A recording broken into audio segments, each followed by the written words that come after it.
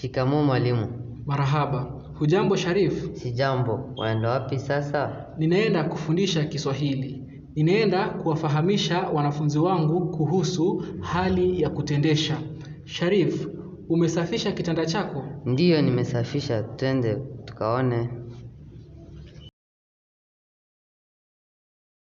Tafadhali mwalimu, naweza kuendesha baisikeli? Ndiyo, unaweza.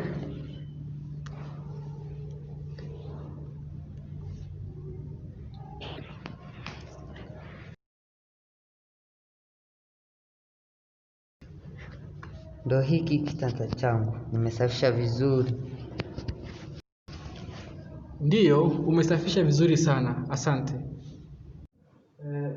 Hamjambo wanafunzi wangu. Leo tunaenda kujifunza kuhusu hali ya kutendesha. Hali ya kutendesha.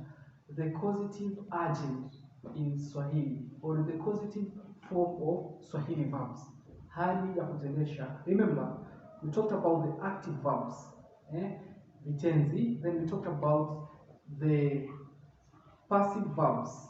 Passive verbs, these are hali ya kutendwa. We recently talked about the stative verbs. Stative verbs is hali ya kutendeka. Now today we are going to talk about the causative form of verbs. Hali ya kutendesha. You know, when you make something to do something, or when you cause something. For example, you say to laugh, it is in active form. Then laugh, active forms. Then make laugh, that is hali ya kutendesha. To make something to laugh, to cause, yeah. You see.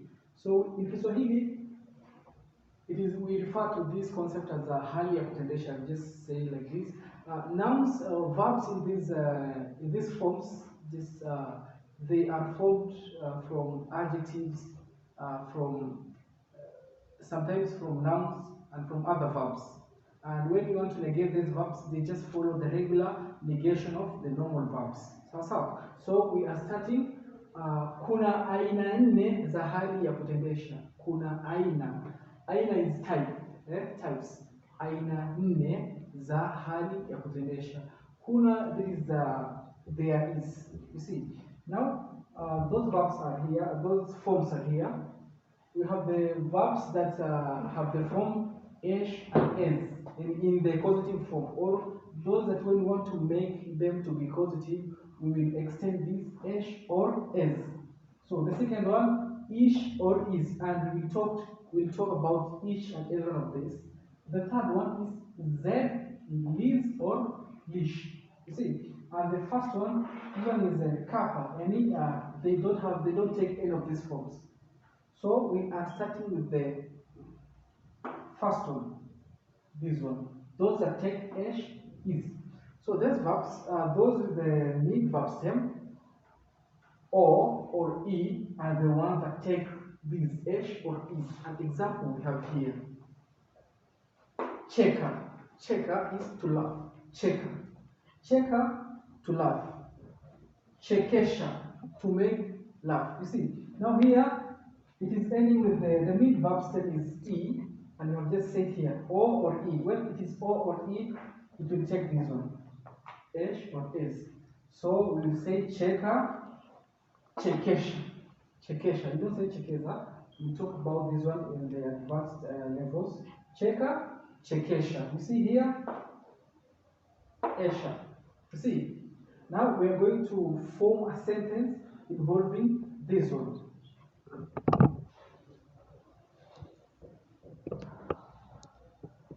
Mwalimu aliwachekesha wanafunzi. Mwalimu aliwachekesha wanafunzi. Mwalimu aliwachekesha wanafunzi. Our verb was cheka, laugh. Chekesha, it became chekesha, to make laugh, to make something laugh. Mwalimu aliwachekesha wanafunzi. The teacher made the student to laugh. You see. The second verb here is penda. Penda, to love. Not to laugh, to love. Love. Penda, to love. It will be pendeza. Pendeza is to make, not to make love, but to make something and to make To make, be, love, like to please. You see, penda, pendeza. When you say darasa linapendeza, it makes you, the class makes you to love it, or it pleases you. So we have here a sentence. Msichana yule wa Kirusi alinipendeza.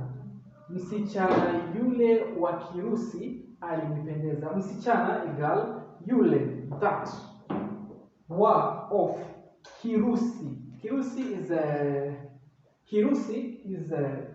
from Urusi is a country, Russia. So Kirusi is of Russian nationality. When you are a Russian, we say when in Rusi, and when your type is Russian, we say when in a sentence we say Kirusi, and you are of Russian type. So Kirusi. When you are Kenya, mtoto wa Kikenya, mtoto wa Kisomali, when is a Somali, mtoto wa Kisomali, yani his type is Somali. Mtoto wa Kiingereza, and English, England from his type is England. You see? Now this type is Kirusi, yeah, Kirusi. We can say it's from Russia, and also we can say when goods are coming from Russia, like medicine, we can say dawa za Kirusi. Dawa za Kirusi. The medicines of Russia, they are originated in Russia. Alinipendeza, yani he pleased me. Alinipendeza. So other forms here we have other verbs yani, that you can use this form. Oga, ogesha. Ota, oga is to bath. Oga, ogesha to bathe someone, to bathe, yani like mtoto, mama aliogesha mtoto, mother bathe the child. Ota, to dream. Otesha, to make something dream. You say when someone tells you a story and then you go at night and dream, so you can say alinipigia story akaniotesha. He told me a story, then he made me dream. See, also ota is to germinate. Otesha will mean to make something germinate. Mtoto aliotesha maharagwe, and the child germinated the seeds. See, the seeds maharagwe we have beans. Mtoto aliotesha maharagwe, and the child germinated the beans. Now we are going to the second form of forming these verbs. Those that have the me verb stem are e or u. You know, different types. Those that have a, e or u will take ish or is, and we'll extend with that one. We have example here. Rudy. Rudy is Rudy to return. When someone tells you you are going, then he tells you Rudy, it means you have to come back. You come back, okay? Rudy also means to punish. You see, punish. Another term for punish is adhib, but also Rudy means to punish. Now, Rudy, rudisha. Rudisha here is to make something return. Example, Maria alirudisha vitabu maktabani.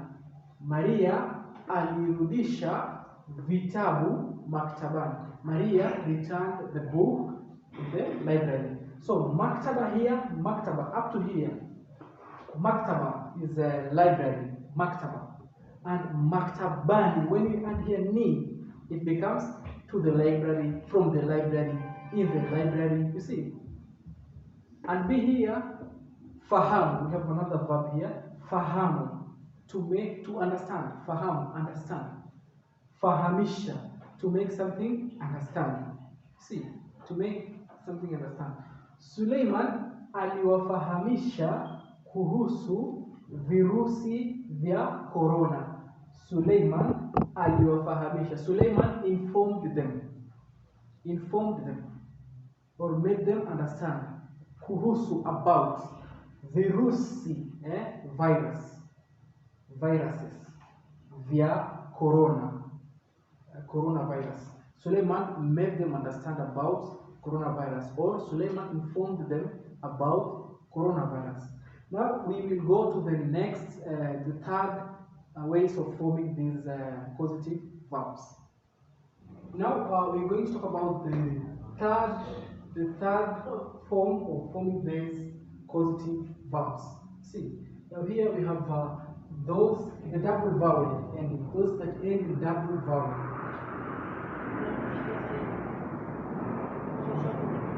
Then we take the form Z, Liz, or Lish. You know, today we are actually celebrating Mashujaa Day. That's why you can hear the sound of jets in the air with the Kenyan flag. Z, Liz, or Lish. So we will take this form if they end with a double vowel. Example: umia, umia, umia, to get hurt. To get hurt. It will be umiza. Umiza, to cause something to get hurt. You see, umia, umiza. Now, example: majambazi, majambazi waliwaumiza. Majambazi waliwaumiza. Majambazi are robbers. Waliwaumiza watu wengi sana. The robbers hurt many people, and they got a lot of people hurt. See, watu people, wengi, many, sana, very. So the robbers got many people hurt. So they hurt many people, very many people. Majambazi waliwaumiza watu wengi sana. The second part here, part B, car, seat. Now we have car, we also have keti, but now here we're dealing with this car. Kalisha, it will be make something to sit. Kalisha. So, kalisha. If it is keti, keti, keti, wapi chaki? Keti. If it's keti, will be ketisha.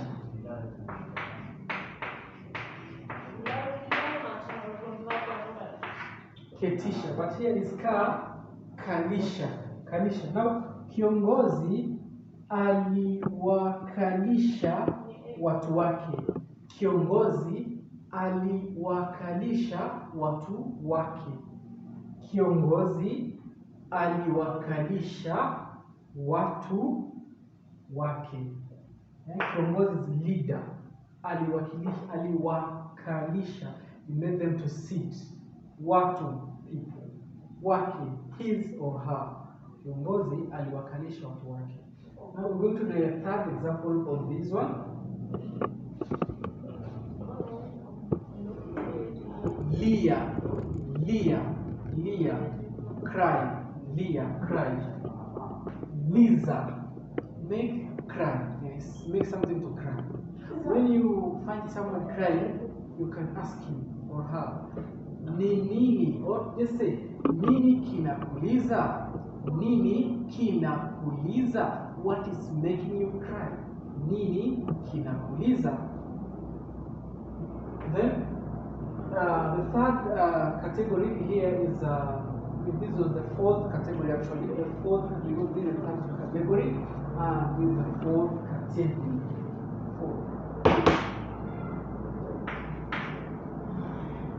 Fourth category. Those that don't fit in any of the above, any of the discussed form. You see, they are just you can say irregular. Irregular in this form.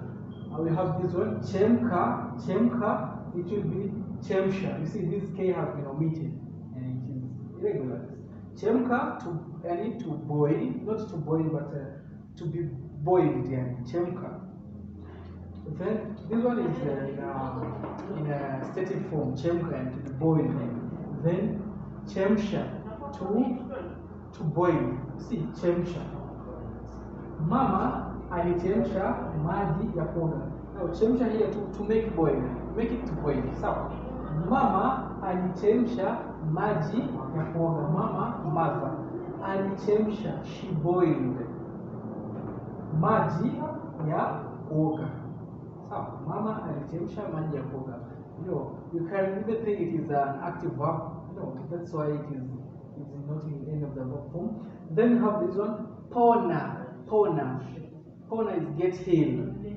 When you are hurt, maybe your hand, you had an accident, then with time, with medication also, the hand got healed. Now you say nimepona, mkono umepona, or nimepona, I am healed, or mkono umepona, the hand has healed.